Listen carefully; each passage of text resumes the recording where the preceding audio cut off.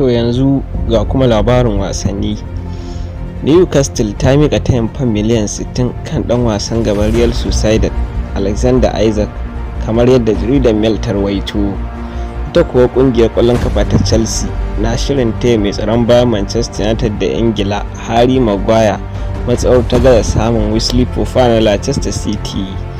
Ajax ta riƙe wuta cewa Manchester United sai ta biya fam miliyan 64 matsawar tana son ɗaukar ɗan wasan gabanta Anthony. A nan kuwa Liverpool ce ta miƙa tayi ga Barcelona kan ɗan wasan tsakiyarta Frenkie de Jong. A Faransa kuwa an yi watsi da tayin West Ham na euro miliyan 50 kan ɗan wasan Lyon Lucas Paqueta. Sai dai Arsenal ta shirya yi wa Hamas ɗin sauƙi idan tana son sayan ɗan wasan tsakiyarta Ainsley Maitland-Niles.